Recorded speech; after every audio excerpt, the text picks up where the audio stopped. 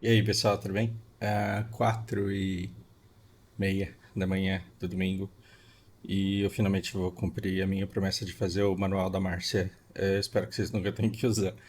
Esse vídeo é difícil de inúmeras maneiras, ahm, e ele pode confundir tanta gente acerca da esquizofrenia, mas ao mesmo tempo ele pode explicar tanta coisa para tanta gente e pode fazer tanta gente se sentir menos sozinha e pode fazer tanta gente se sentir compreendida.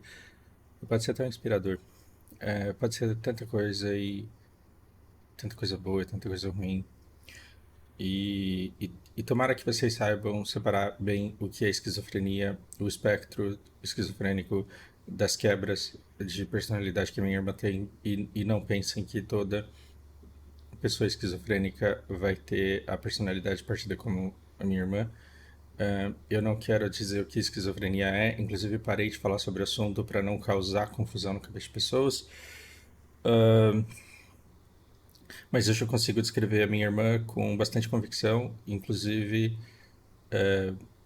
consigo explicar para os médicos agora, uma coisa que eu não conseguia antes, e não me sinto mais uma pessoa má por tentar convencer os médicos de que minha irmã era alguma coisa a mais que eles não identificavam.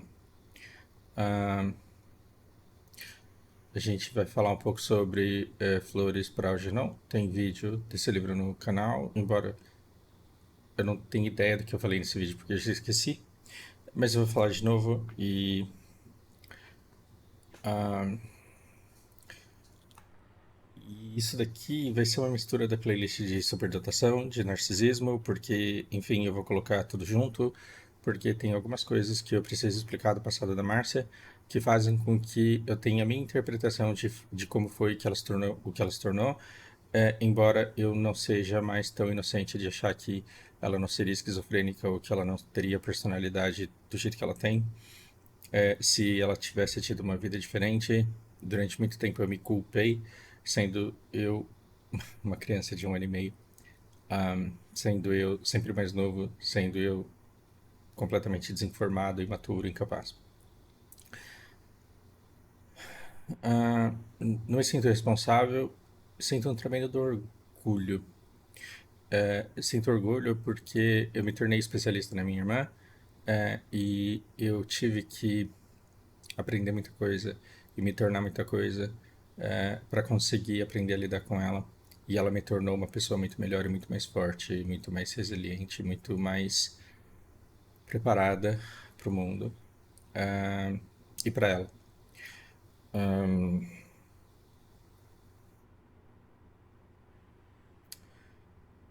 Vamos combinar uma coisa? Vocês não vão dar rage na nossa madrasta e vocês não vão tentar me empurrar nenhuma cura espiritual. Tá combinado?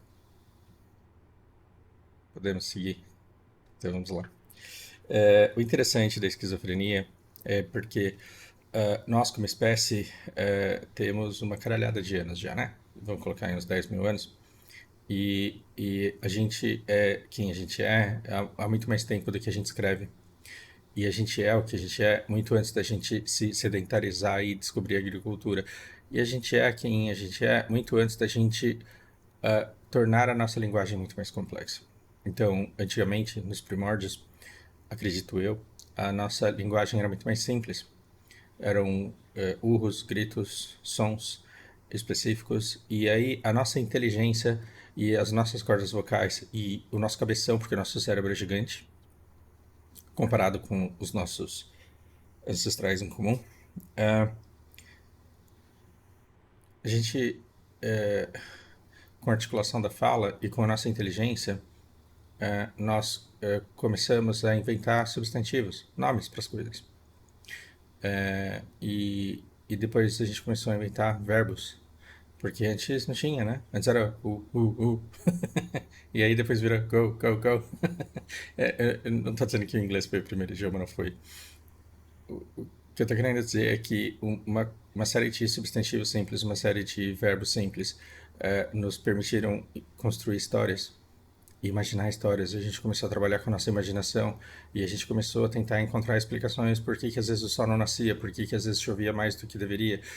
A gente começou a inventar histórias do porquê que do que aconteceu com o nosso amigo que foi espetado pelo marfim de um mamute, sei lá, ou de um tigre. Ah, e, e ao inventar histórias, nós também criamos deuses. E onde entra a esquizofrenia em tudo isso? A esquizofrenia, talvez ela preceda essa linguagem, talvez ela preceda essas histórias que a gente inventou. E talvez os nossos ancestrais eles tenham visto que os gatinhos e os filhotes de leão e os filhotes de tigre, quando eles são filhotes, eles imaginam um inimigo e fingem e brincam que estão caçando. Eles estão treinando os instintos, eles estão aprendendo a lidar com o corpo. E que os bebês também fazem isso, e que as crianças também têm amiguinhos imaginários e também criam situações de combate em que elas imitam adultos. Mas aí tinha um cara lá de 40 anos que não tinha saído da casa dos pais ainda. A gente não vivia tantos anos assim. Mas olha para aquele cara ali, ele tá conversando com quem? E a esquizofrenia, ela nunca é, assim, um amigo legal para sempre. Na fase inicial, às vezes, o amiguinho é 100% legal, engraçado, e aí a pessoa fica dando risada sozinha, e aí se diverte, parece que não precisa de ninguém. Mas, eventualmente, quando a esquizofrenia vem de fato e a pessoa surta, aquele surto que não tem volta, antes dos remédios existirem, o que acontece? O lado negativo é ameaçador. Ele te compele a fazer coisas erradas. Ele quer que você questione tudo. Ele acha que você está sendo perseguido. Ele acha que você vai morrer, que vão te matar. E ele te alerta tanto a respeito disso que você fica com medo e o medo te torna agressivo. E é isso. E é isso que faz um esquizofrênico machucar alguém, é o medo de ser machucado. E como que os nossos ancestrais, que mal tinham inventado a linguagem, descreviam tudo isso um para os outros? Como que você contava para sua cunhada que você viu um cara falando sozinho, e ela fala, ué, mas isso não faz sentido, por que que ele fazia isso? E o porquê que o sol nasce sempre do mesmo lado, por que às vezes aparece neve, por que às vezes é tão calor e por que as pessoas às vezes ficam lutando com pessoas que não existem. O que eu estou querendo dizer é que talvez a esquizofrenia ela seja muito mais antiga do que os demônios. Talvez ela seja muito mais antiga do que a crença que a gente tem de que, assim, que as pessoas podem ser possuídas, de que espíritos podem ser expulsos, de que entidades, às vezes mortas, podem tomar controles de situações. Então, talvez a esquizofrenia ela seja muito, mas muito, mas muito mais antiga do que exorcismos e curas espirituais para coisas que as pessoas não entendem. Então, toda a nossa religião e todo o nosso imaginário religioso e todo o nosso imaginário espiritual, ele pode ter ali uma contribuição muito importante da esquizofrenia, porque essas pessoas apareciam conversando sozinhas, fugindo de medos imaginários e sendo perseguidas por vozes que elas não sabiam de onde vinham, onde estavam. Elas só não conseguiam discernir se essa voz era real ou se não era real. E afinal de contas, que diferença faz se a voz está dizendo que vai me matar? Hoje nós temos remédios. Esse remédio ele vem para desacelerar a atividade cerebral e não para curar a pessoa. Ninguém que toma remédio para esquizofrenia toma para ficar bom, para sarar. A pessoa toma para que a atividade cerebral caia. E aí, quando você vê uma pessoa que toma remédio para esquizofrenia, seja quetiapina, cloropramina, risperidona, você tem os ombros meio assim, a boca meio caída. E, e dopado desse jeito, a pessoa ela é menos assombrada por fantasmas, ela dorme mais, ela fica mais sob controle.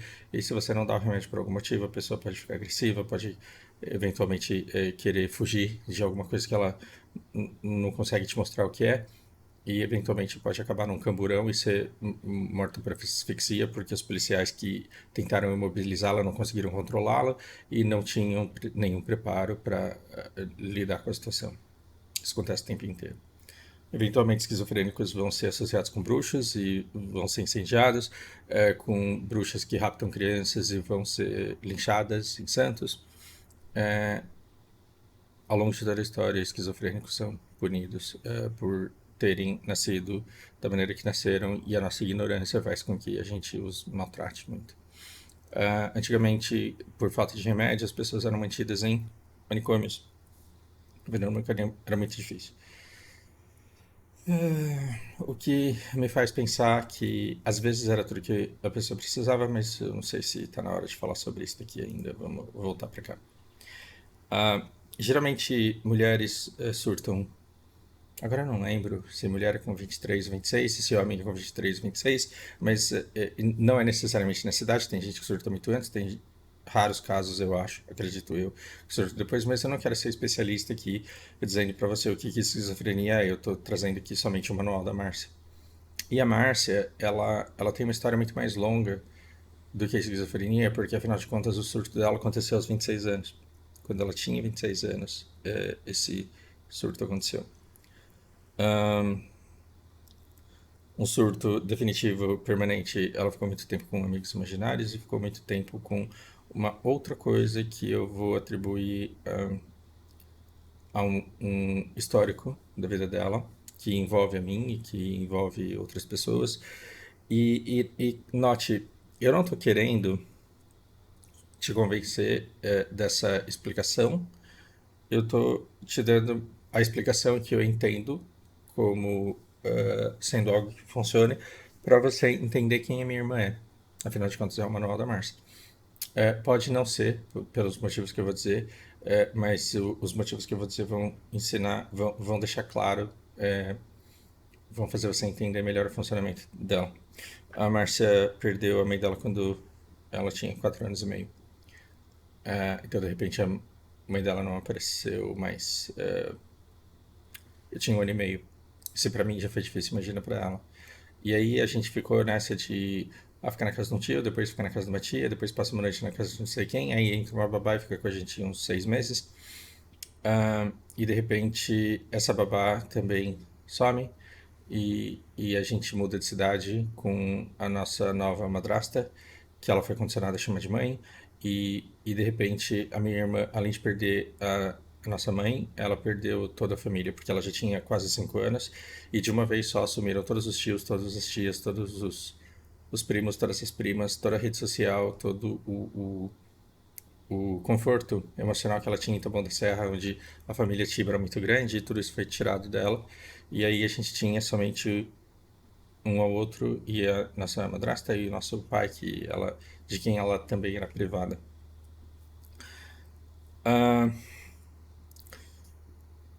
Nessa época eu tinha 2 anos, ela tinha 5 e a gente ficou numa casa até eu ter cerca de 3 anos, quando a gente então se mudou. Então, eu achava que isso era coisa da minha imaginação e não era. E depois que eu comecei a considerar a superdotação, eu comecei a resgatar lembranças que eu já tinha escolhido apagar. E muita coisa voltou e eu saquei algumas coisas que primeiramente me assustaram, mas que agora eu já consegui processar, aceitar e reviver e curar. Eu estou trabalhando essa parte da superdotação. O que muda na minha vida ao descobrir que eu tenho superdotação, isso não significa superinteligência. Tem uma playlist falando sobre isso aqui, inclusive eu preciso continuá-la. Parei porque a vida está muito doida, mas tudo se normaliza em breve. Com 3 anos, eu comecei a fazer, e com menos de 3 anos, eu comecei a fazer umas perguntas muito cabeludas, ou seja, eu falei muito cedo. E não só eu falei muito cedo, mas eu amadureci para fazer perguntas, eu entrei na fase dos porquês muito cedo. E eu fiz muitos porquês e eu era muito chato. E aí aconteceu uma coisa engraçada, porque engraçada ou trágica. A minha madrasta era narcisista perversa. Vamos deixar a perversidade de lado, narcisista. E narcisista, ele tem uma grande imagem de si mesmo, porque o ego dele, a autoestima dele é tão inexistente que ele precisa mentir para ele mesmo e para o resto do mundo que ele é incrível. E como a Maria ela era muito traumatizada por não ter podido estudar e não saber muita coisa, ela não só mentia ter ensino superior, como ela não aceitava não saber alguma coisa, e isso é uma coisa engraçada, porque é claro que ela mentia muito acerca do conhecimento dela. e ela mentia para mim e eu usava essas mentiras como informação. E eu construía conhecimento em cima dessa informação e eu colocava ela em saias justas em situações muito desconfortáveis. Então, com menos de 3 anos, de onde vêm os bebês? É uma sementinha que o pai planta na mãe. Eu falei, legal, onde ficam essas sementes? Quantas tem? Quantas crianças dá para plantar? Se não acaba, então a caixa deve ser muito grande. Onde que eu guardo essa caixa? E as respostas às minhas perguntas iam gerando conhecimento que eu usava de base para informação que eu usava de base para construir conhecimento e que me levava a outras perguntas que iam tornando a história cada vez mais absurda.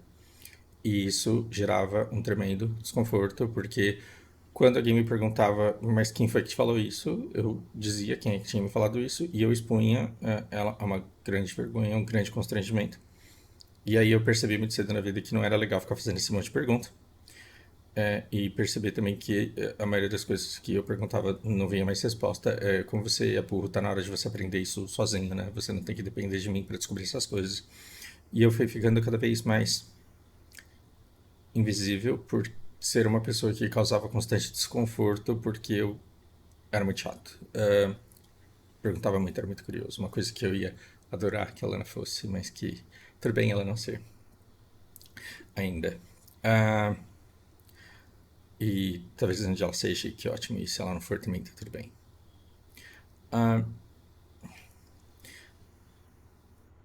Narcisistas, mães, talvez pais narcisistas, eles têm duas necessidades muito grandes. Se você for buscar pesquisar sobre narcisismo, eu não vou me aprofundar muito nisso daqui. O narcisista ele precisa de uma criança dourada e de uma criança bode expiatório. E como ele morreu humilhado, ele criou uma persona para defendê-la do mundo, para se vingar do mundo. O narcisista, ele, por ter uma autoestima nula, ele inventa, né, uma figura grandiosa, e essa pessoa tudo pode, tudo é, ela é maravilhosa, e ela é sempre o centro, o narcisista está tudo sempre sobre ele. E ela precisa de duas crianças. A primeira a gente vai chamar de criança dourada, que é a criança que recebe todo o amor que ela nunca teve. Então ela vai tratar a criança dourada muito bem e tudo que ela fizer vai estar bom e ela vai receber todos os elogios e ela vai ser agradada de todas as formas, porque na verdade é como a mãe narcisista gostaria que ela tivesse sido tratada quando criança. Então quando ela cuida do filho dourado, ela na verdade está cuidando de si, foda-se o filho, ela não enxerga o filho, ela está se vendo ali, né, sendo cuidada dessa forma. Mas ela também precisa do filho participatório, scapegoat. E esse filho participatório, ele vai em quem essa pessoa vai se vingar de todo o mal que o mundo lhe fez. Então tudo que ela recebeu do mundo, então para o filho dourado é tudo que ela nunca teve, e para o filho bode expiatório vai ser tudo aquilo que ela recebeu do mundo, que ela vai jogar no outro para tentar se livrar daquilo. Uma vez eu estava escutando o vídeo da Anneke Luca e na hora que ela...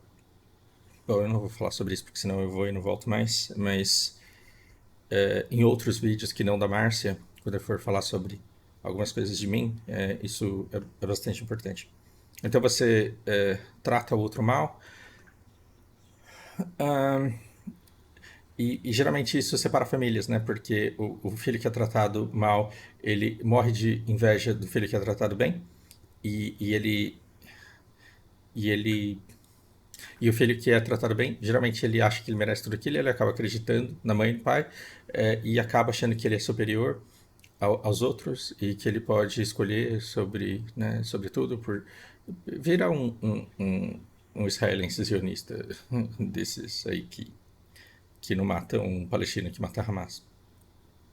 Não estou falando que todos os israelenses sejam sionistas arrombados, eu estou falando que os líderes... E é engraçado, porque os líderes, eles convencem os filhos dourados, né? Eles ficam falando, você é escolhido de Deus, você é escolhido de Deus, você é escolhido de Deus, Deus gosta só de você, e aí o resto que se foda. E aí ele acredita que ele é especial, e ele se sente superior. Então quando morre alguém na Palestina, Hamas, foda-se. Olha que interessante o quanto Um pai religioso, ele pode ser um pai narcisista para toda uma nação, para toda uma religião. É uma merda isso. Ah, como que a gente protege as pessoas, né? Como que a gente protege as crianças israelenses do sionismo para elas não virarem esses arrombados que estão bombardeando e matando gente aí todo dia. Ah, o que aconteceu? E aí, Fausto, você era dourado ou você era o bode expiatório? Eu me tornei invisível. Eu me tornei invisível porque eu fazia pergunta totalmente chata. Eu me tornei invisível porque eu era questionador demais para ser uma criança dourada, e não sofria. A superdotação também fez isso comigo. Eu, intuitivamente, muito cedo, eu aprendi a negar sofrimento. Ah, como que eu explico isso? Se você tem um chefe narcisista, você pode achar que a sua vida é uma merda e que o seu chefe é poderoso e que você é completamente impotente e incapaz. Mas se você entender que o seu chefe, sendo narcisista, ele precisa que você sofra, você percebe que se você amadurecer emocionalmente e se você se preparar emocionalmente, se você se emancipar emocionalmente para não depender dele e se imunizar com uma boa autoimagem, com boa autoestima, com um bom autoconhecimento, você se torna insuportável. Por quê? Porque aí você não vai sofrer, não sofrendo, você nega o sofrimento, e aí o narcisista ele entra em desespero, porque ele precisa causar dor. Isso é muito ruim. Então, eu vivo falando para quem tem chefe narcisista, se você foi escolhido de scapegoat, tá na hora de você se fortalecer emocionalmente e começar a negar recompensa pro narcisista. Quando você nega sofrimento, chega uma hora que ele cansa e vai atazanar a vida de outro. Aí pelo menos você escapou. Aí você vai tentar ajudar o amiguinho, né? Pra ele não surtar também. Porque eu não servia para criança dourada e porque eu não servia para criança bode expiatório, eu me tornei a criança invisível, que é muito comum em famílias de muitos irmãos. Eu me tornei invisível. E a minha irmã, ela ficou com os dois papéis. Então, ora, ela era a criança dourada mais perfeita do mundo, que era a razão da alegria da minha vida, né, da madrasta dela. E ora, ela era a raiz de todo mal, era a raiz, era a culpada de todo sofrimento, era a culpada de toda frustração.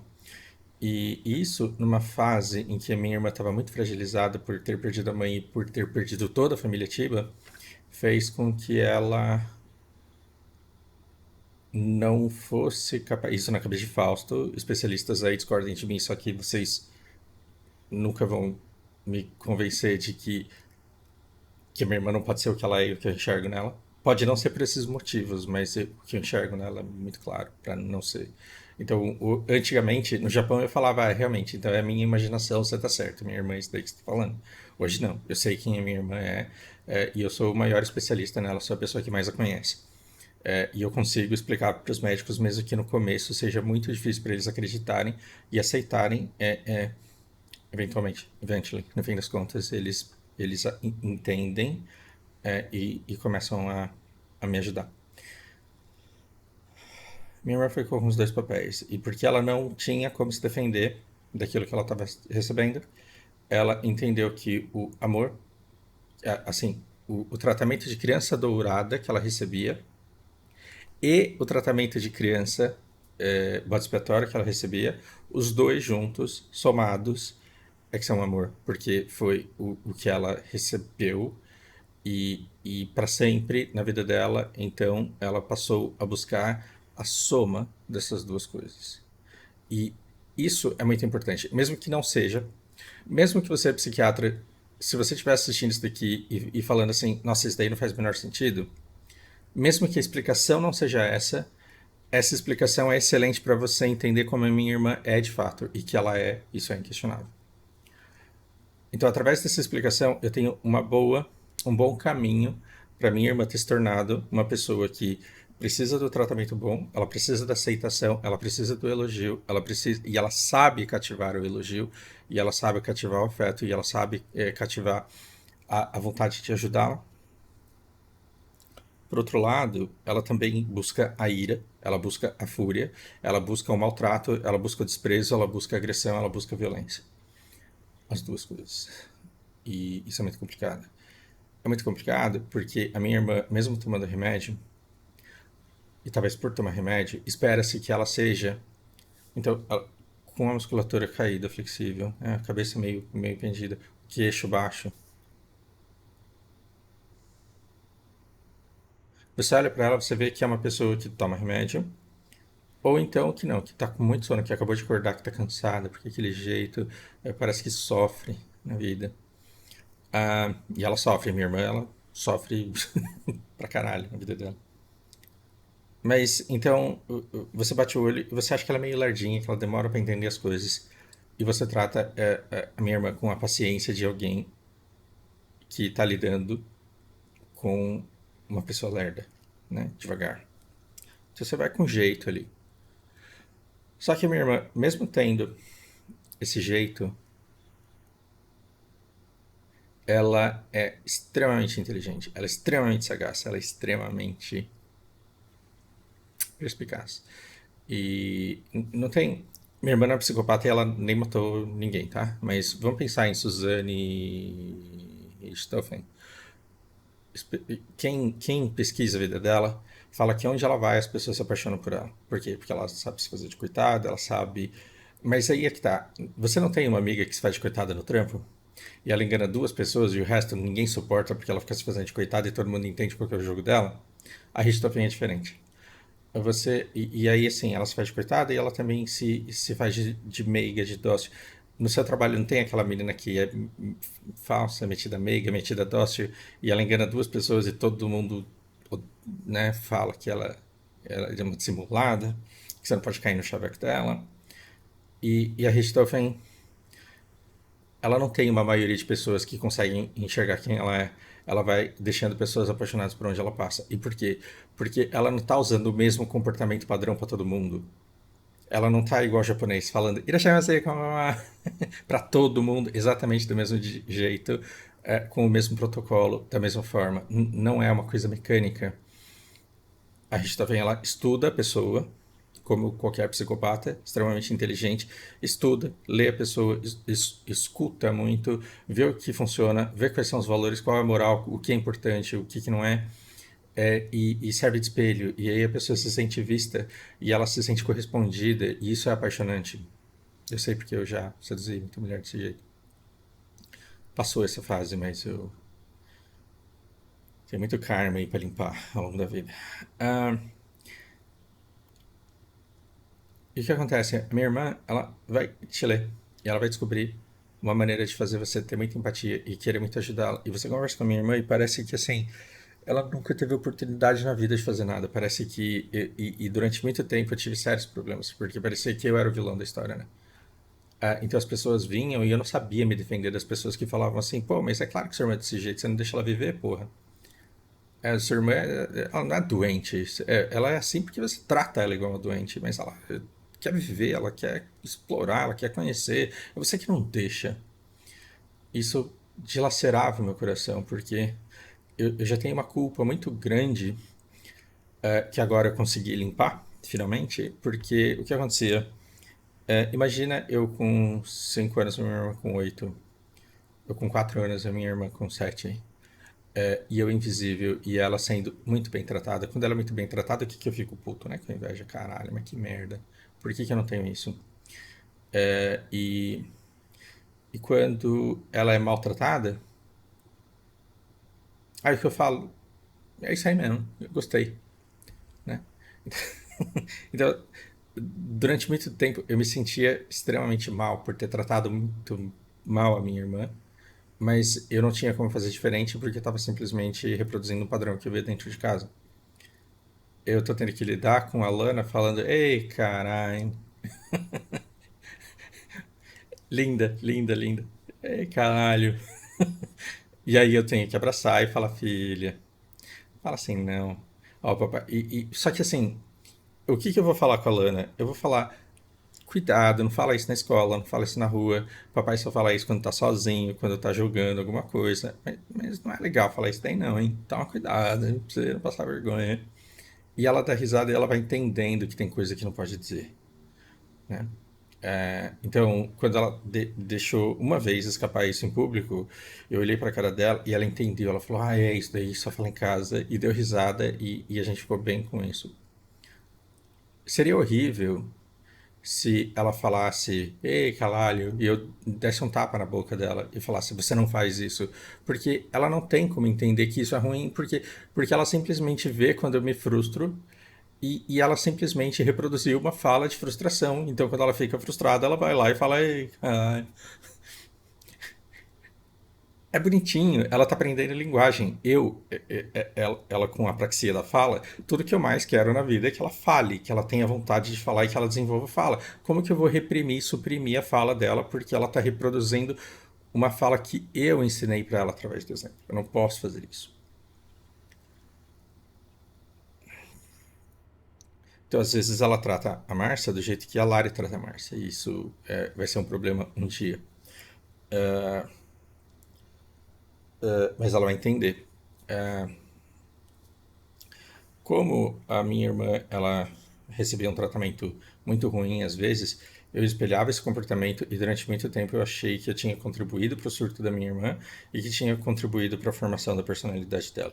Hoje eu consigo me perdoar porque, né, coitado de mim, eu era só um menino perdido que tinha medo de dormir.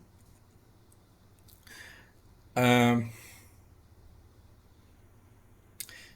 mas a minha irmã, ela, já me perdi aqui na conversa, ela tem a necessidade de fazer com que ela tem a necessidade de te agradar e ela vai conseguir te agradar. Então, ela vai te conhecer, ela vai saber o que você gostaria que ela quisesse e ela vai querer exatamente aquilo que você gostaria que ela quisesse.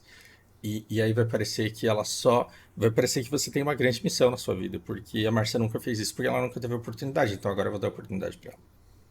E a vida inteira sempre apareceu assim, um parente que falou: Ah, eu vou começar a levar ela para viajar, eu vou começar a fazer curso com ela, eu vou colocar ela para trabalhar comigo, eu vou colocar. Ok. Mas eu vou te avisar uma coisa. Não, você é louco. Onde que. Onde? Não, você. Para. Você. Olha, você devia ter vergonha de pensar isso da sua irmã. Sua irmã é normal. Inclusive, esses remédios eu não sei nem porque ela toma. Ela podia não tomar, porque ela é assim, de tanto que tratam ela que nem uma doida. Tá bom. E aí, se você convidar a Márcia para trabalhar para você, ela vai fazer exatamente do jeito que tem que ser feito para você ficar feliz no começo. Então você vai falar, nossa, como ela aprende rápido, nossa, ela faz exatamente do jeito que eu ensino, nossa, é tudo certinho. Mas aí se você vende marmita, no dia seguinte vai vir, depois de uma semana, vai vir uma reclamação do cliente que vai falar que tem um cabelo na marmita. E aí você vai ficar muito envergonhado, muito frustrado, e você vai falar, Márcia, você deixou passar um cabelo aqui, você não pode fazer isso.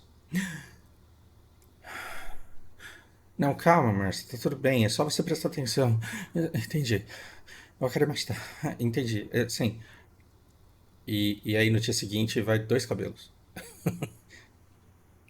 E aí você começa a surtar. E aí no terceiro dia, com três cabelos, você vai falar assim, Marcelo, não é possível que você não tá vendo isso daqui. Você só pode estar fazendo de propósito. Eu que te dei a oportunidade, eu que confiei em você, eu que não sei o quê. E aí você acha, você se sente um lixo, porque você tá é, é, jogando sua frustração em cima dela e seu descontrole em cima dela. E ela, com uma aparência completamente destruída, mas é exatamente o que ela quer. E aí ela tem uma quebra de personalidade que precede o surto da esquizofrenia, que vem para primeiro construir o lado positivo e depois vem o lado negativo que quer destruir tudo que ela conquistou. Como se ela precisasse destruir para não ter apego a alguma coisa que ela tenha, para se livrar do medo que ela tem de perder.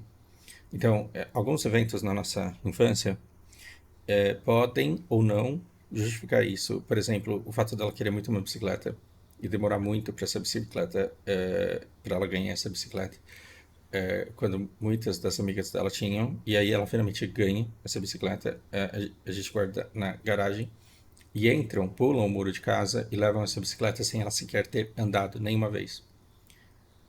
Isso gera uma frustração muito grande. É, então eu demoro para conseguir o que eu quero, porque a minha madrasta é narcisista e ela precisa me ver sofrendo. Ela adia minhas recompensas para me ver sofrendo por alguma coisa, e aí finalmente quando eu tenho ou me é atirado, né, de propósito, ou acontece como aconteceu o roubo da bicicleta e aí eu não posso dar nenhuma volta. Então, como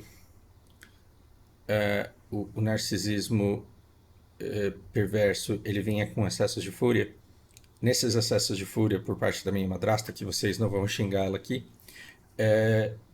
acontecia dela ter explosões de raiva e dizer umas barbaridades sem cabimento. Então eu lembro de, em algum momento, e eu achava que isso era coisa da minha imaginação, porque eu achava que eu não poderia ter memórias assim de quando eu era tão novo.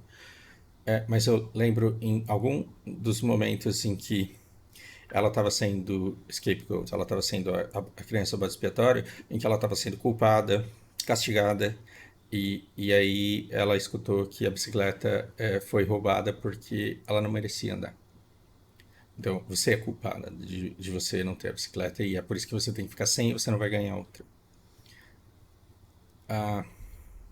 Isso aliado à necessidade da narcisista de mentir.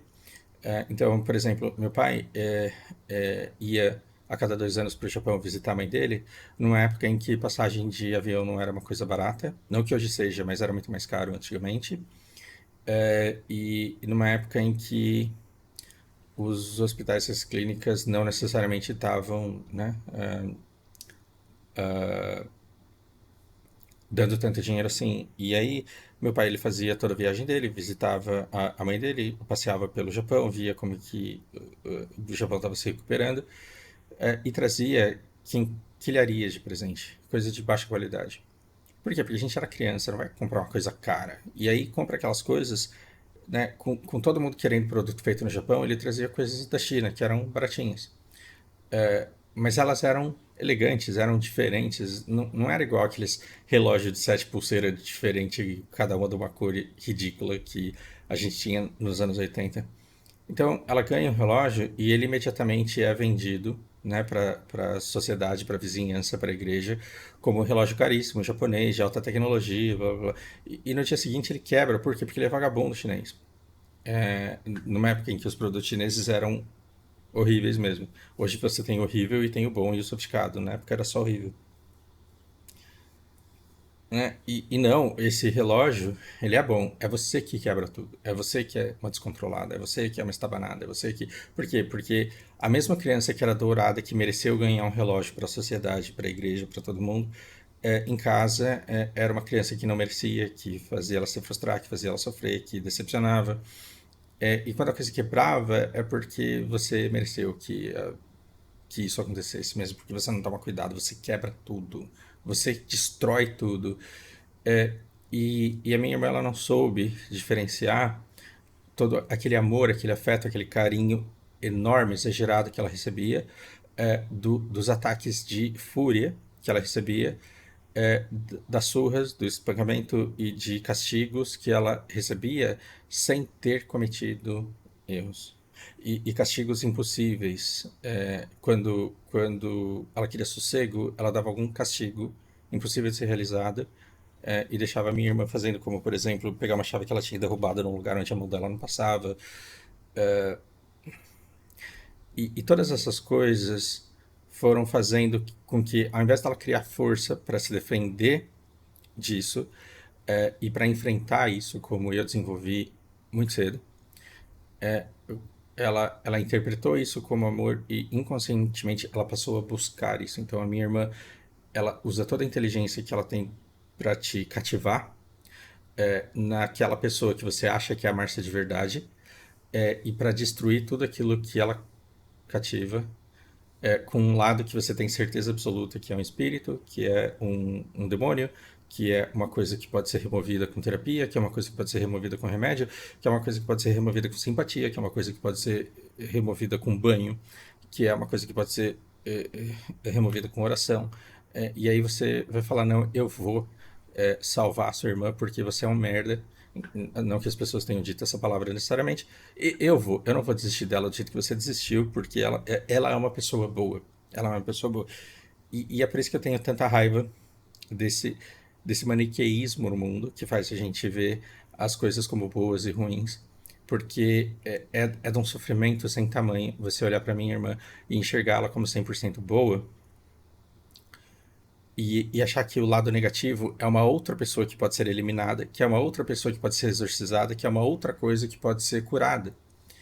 Quando na verdade a minha irmã é uma amálgama entre aquilo que te conquista e aquilo que destrói o sentimento bom que você desenvolveu por ela.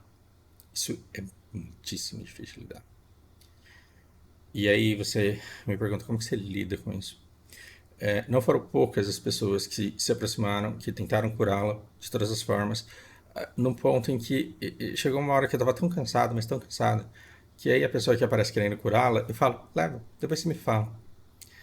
Eu não vou desistir, eu vou levar, eu vou andar com ela e vai pra cima e pra baixo, vai pra cima e pra baixo, passa 3 semanas, traz de volta e fala, tem que querer também, viu? Porque, olha, eu vou te falar, e aí a pessoa volta com uma mágoa, e aí, como é difícil a gente lidar com o que a gente não entende, a gente simplesmente finge que não existe. E aí as pessoas, elas acham que o desprezo é justificável porque, afinal de contas, ela provocou e ela fez porque quis, porque ela sabia o que estava fazendo. Isso em inúmeros casos. Então, tudo que ela constrói ao longo do tempo ela passa a destruir. Então, se ela vende brigadeiro e começa a juntar muito dinheiro, se ela junta muito dinheiro, ela vai ter uma maneira de, ela vai encontrar uma maneira de destruir todo esse dinheiro de alguma forma. Ou comendo compulsivamente, ou gastando com alguma coisa que não precisa, ou simplesmente causando um prejuízo que vai exigir que eu use esse dinheiro para repor aquilo que ela causou de dano, de prejuízo.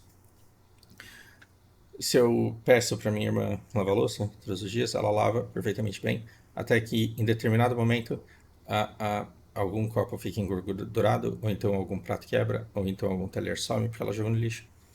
Sempre buscando punição. A minha irmã ela busca ferrenhamente punição. E quando você conversa com ela, ela tem a esquizofrenia associada a isso. Só que agora com superdotação eu vejo claramente que isso é muito mais antigo do que a esquizofrenia. E quando veio a esquizofrenia, ela complicou mais ainda essa relação de personalidade quebrada que ela já tinha. E para mim foi muito importante em algum momento eu ter me tornado alucinação alfa, porque a minha irmã escuta vozes. Então ela é um Smeagol que tem o Gollum, que vai o tempo inteiro cativar a fúria, cativar o ódio, cativar o desprezo, cativar o maltrato. Então, essa voz vai ficar dizendo para ela que ela deve fazer isso, que ela deve fazer aquilo, e aí metade de vocês já deve estar falando que tem a cura para isso, porque tem o líder espiritual que é muito bom. Ela vai conversar com você e de repente ela vai começar a entrar em angústia porque ela vai começar a escutar vozes dizendo que ela deve te responder de maneira atravessada, que ela deve te desobedecer, que ela deve fazer você perder a paciência. E como minha irmã é muito inteligente, embora não pareça, ela vai descobrir exatamente aquilo que te tira do sério e ela vai usar isso contra você. E aí você vai sair do sério. E você vai se sentir lixo por tê-la tratado mal. E aí você vai se afastar dela para que isso não aconteça de novo. E aí ela conseguiu aquilo que ela queria. Ela é muito inteligente, então se eu estou cuidando dela há cerca de 16 anos e são 16 anos sem telefone. Porque se ela tiver telefone, ela pode ligar para o Japão, ela pode fazer uma entrevista no Japão, ela pode passar nessa entrevista, ela pode ligar para agências aqui do Brasil, ela pode conseguir um financiamento de uma passagem parcelada porque ela tem um emprego no Japão, ela assina documentos, pega essa passagem, ela pode aparecer no Japão e começar a trabalhar lá e nas primeiras semanas ela vai fazer o trabalho exatamente como tem que ser feito até que ela começa a dar prejuízo na linha porque ela começa a passar produto ruim, ela começa a errar e começa a sabotar o próprio trabalho. E as pessoas elas adoecem porque ninguém quer mandar minha irmã embora, mas aí ela começa a dar tanto prejuízo e as coisas elas aumentam tanto de tamanho que chega uma hora que não dá, né? Então, se você não der bronca porque o copo está engordurado, se você não der bronca porque porque o prato quebrou, se você não der bronca porque o talher sumiu, porque ela jogou no lixo, alguma panela elétrica, alguma air fryer pode ser danificada e aí você pode dizer, cara, desse jeito não dá. Como é que eu consigo controlar isso? Eu sou alucinação alfa. Sem nunca bater na minha irmã, eu consegui me tornar a pessoa de quem ela mais tem medo nesse mundo. Então, quando ela escuta a ameaça de uma alucinação dizendo que ela tem que me desobedecer, ela tem mais medo de mim do que da alucinação que manda ela me desobedecer, então ela não me desobedece. Isso é um fator de segurança. Eu converso o mínimo possível com a minha irmã para que ela não tenha que resistir à tentação de, de ceder à pressão dessas vozes. Mas não é todo mundo que consegue isso. Lariana, por exemplo, vive sendo tirada de sério, vive sendo provocada, vive sendo. E é engraçado porque a Lariana não é como se ela estivesse há 4 anos perdendo a cabeça pelos mesmos motivos. Ela perde a cabeça com a minha irmã e ela evolui e ela aprende novos protocolos e ela amadurece. E aí ela fala: a sua irmã fez isso de novo, mas agora eu já tô de boa porque eu já estava esperando isso. E é legal ver a Lari desenvolvendo. Mas aí, através de estudo, através de observação, de repente a Lara parece puta desequilibrada porque a Márcia tirou ela de sério. E aí eu vou ver, e não foi nada do que ela já fez antes, foi uma nova coisa que ela descobriu. E aí vai a gente conversar de novo, e vai repetir tudo de novo, e vai descobrir novos protocolos de como que a gente controla todas as coisas. Eu estou numa tremenda negociação aqui para tentar fazer com que a Lara seja também alucinação alfa, que foi como eu batizei isso, né, uma hierarquia que eu tenho. É claro que não funciona com a minha irmã em surto, mas às vezes eu consigo acalmar a minha irmã durante um surto, porque ela fica muito tensa com a minha presença.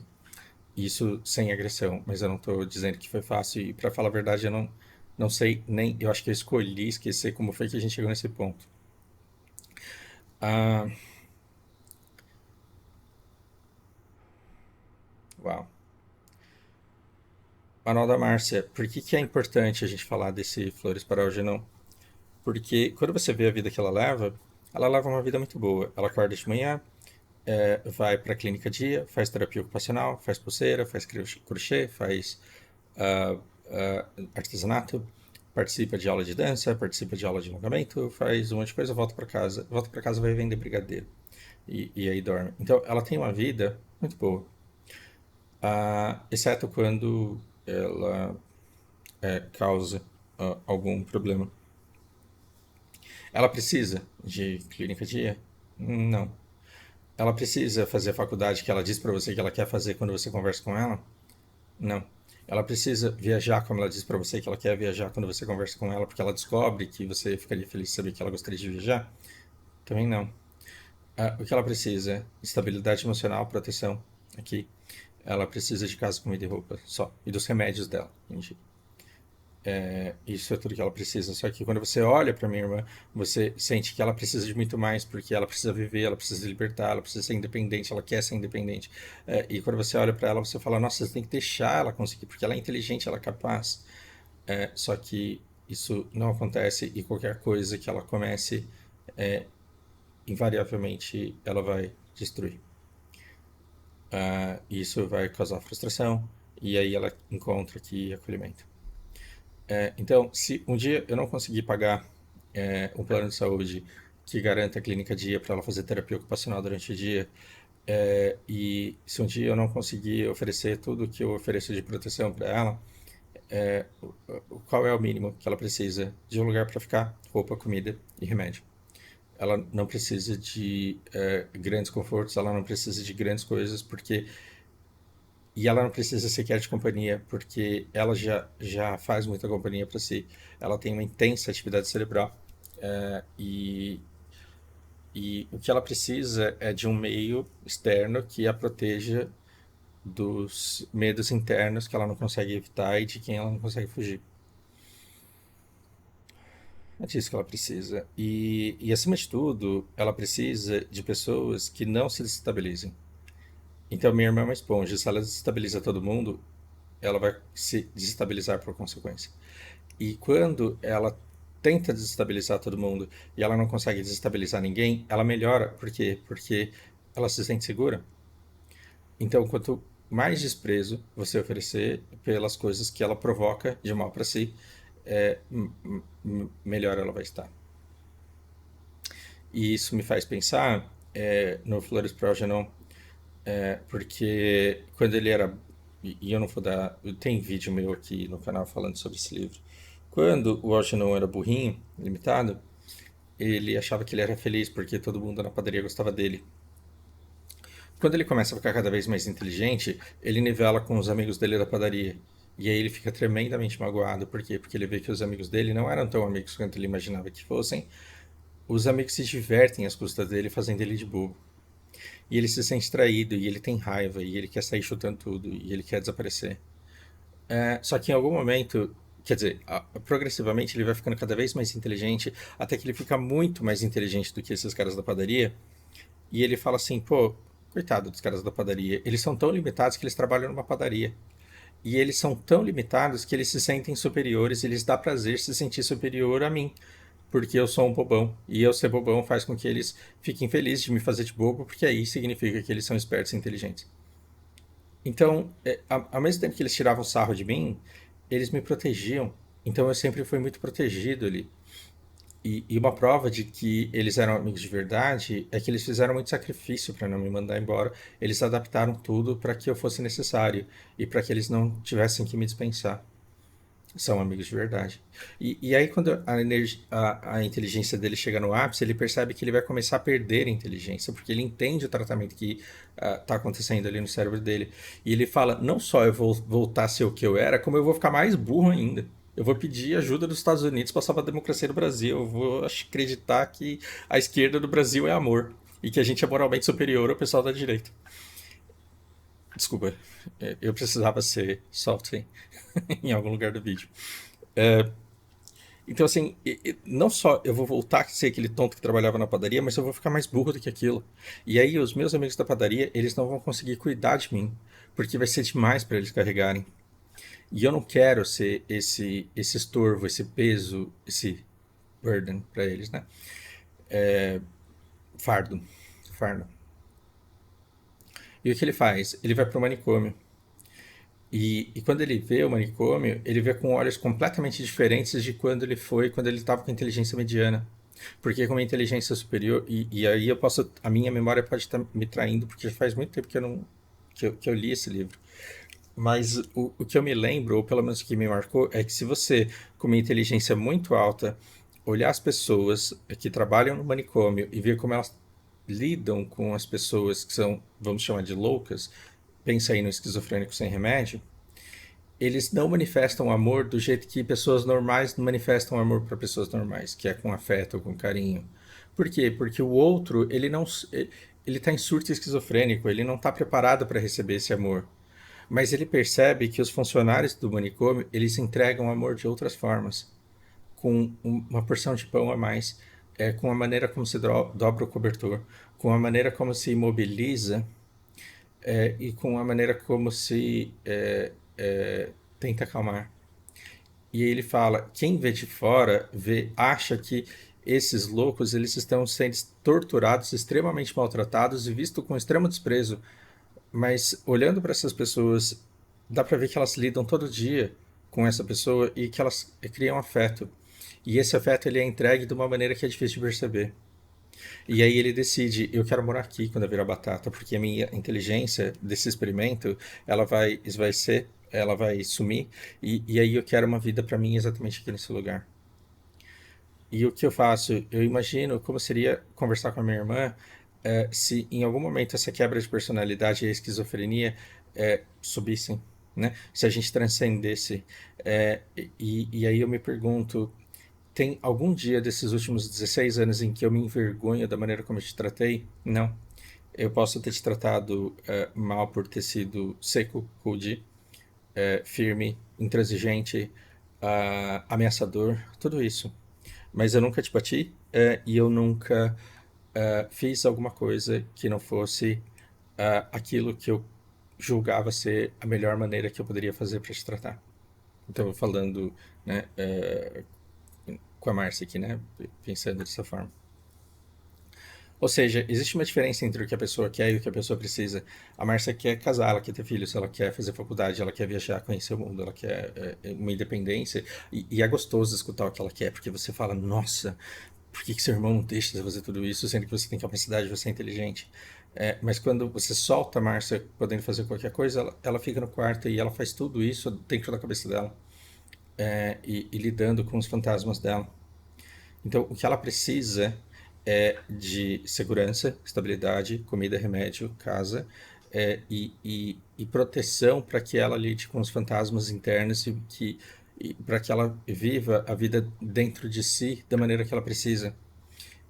E se a gente conversasse no Vale dos Entes, né, onde o tempo, onde a gente transcende e o tempo não importa e a idade não importa, e só sobra o que você pode chamar de essência de qualquer coisa que você queira chamar, eu vivi cada dia das nossas vidas fazendo sempre o melhor para você e sempre agir, pensando que eu estava te entregando aquilo que você precisava da melhor maneira que eu podia fazer para você, para te proteger.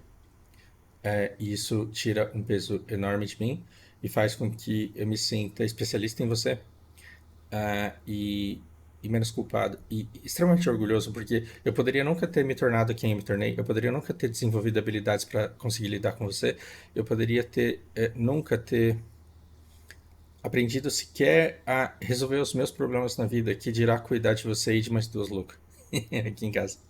É, mas aqui eu tô uh, estabelecido, estável, vivendo a vida do jeito que eu gosto, e ainda podendo entregar tudo que todo mundo precisa. Isso faz me sentir muito vencedor. E eu não faria diferente, e eu não seria quem eu sou. Eu não teria a vida tranquila que eu tenho. Eu não teria me tornado quem me tornei se o meu passado não fosse tão difícil.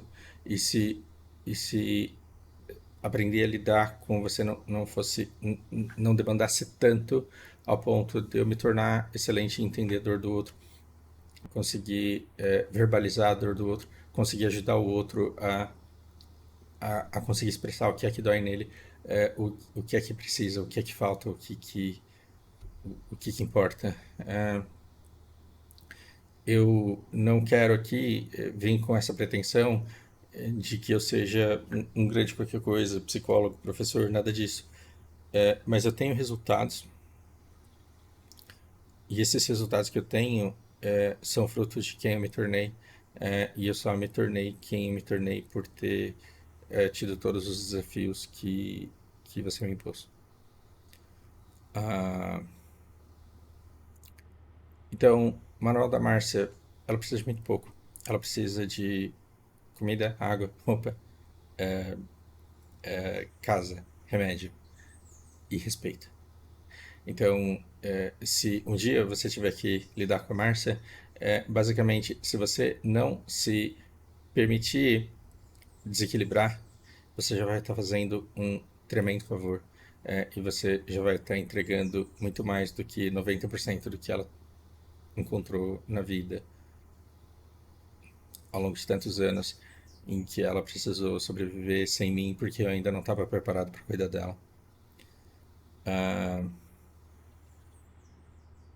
eu espero que você nunca precise cuidar da Márcia.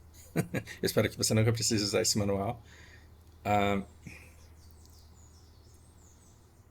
mas agora talvez você entenda por que eu não levei a Márcia na festa de aniversário para a qual você me convidou, ou para aquele Natal, ou para aquela virada de ano, ou para aquele evento social, porque tudo o que tem de positivo precisa ser destruído depois. E às vezes parece que a minha irmã se diverte horrores quando você chama ela para uma atividade social, só que ela tá o tempo ali sob pressão. Se controlando para não xingar ninguém, para não tratar ninguém, para não ceder à pressão das vozes que ela nunca deixa de ouvir. E se ela é forte o suficiente para não estragar o rolê, no dia seguinte vai ter muito copo quebrado, muito interruptor que deixa de funcionar, muita lâmpada que vai parar de funcionar, vai ter muito talher sumindo, vai ter muita roupa que vai ser manchada, que vai ser queimada, que vai ser descosturada, que vai ser manchada. E esse after, esse dia seguinte, ele dificilmente vale a pena, porque ainda se o evento, o churrasco, a festa, o casamento, o aniversário, ainda se isso fosse um momento de gozo, de felicidade, de usufruto, de alegria, ainda valeria a pena toda a destruição avassaladora que vem depois. Mas você percebe a minha irmã em intensa atividade social, o quanto ela sofre e o quanto ela tem que combater as vozes que a atormentam incessantemente e o quanto isso é custoso para ela. E aí, quando você olha para a Márcia dentro do quarto dela, ela tá lidando com um fantasma conhecido. E ela não vai descontar em ninguém, ela não vai chamar atenção, ela não vai desequilibrar o meio, não vai ter que sofrer por isso. E ela consegue a punição das próprias vozes que a atormentam. É, é como se o Gollum, não, é como se o Sméagol, ele fosse muito judiado pelo Gollum, mas como se ele gostasse. E no fim tá tudo bem. É assustador, mas também é impressionante. E é muito gostoso de olhar para tudo isso e falar: eu sei como isso funciona, isso não vai mudar, talvez piore, mas já piorou outras vezes e eu consegui me adaptar a isso e tá tudo bem. Né? E se a gente desenvolve força para lidar com isso, todas as outras tretas que a gente arruma na vida parecem muito fichinha, parecem muito pequenas. E aí a gente vê que a gente se tornou duro, mas não duro de amargo, não duro de é, derrotado, não duro de triste, mas um duro de forte, duro de resiliente. E por isso eu tenho muita gratidão. É isso. Ah, uau. Eu não sei se eu conseguiria apresentar minha irmã desse jeito 2 anos atrás. E talvez daqui 2 anos eu apresente ela de uma maneira diferente. Quem sabe? Obrigado por me escutar. Vocês me ajudaram bastante. Um grande abraço.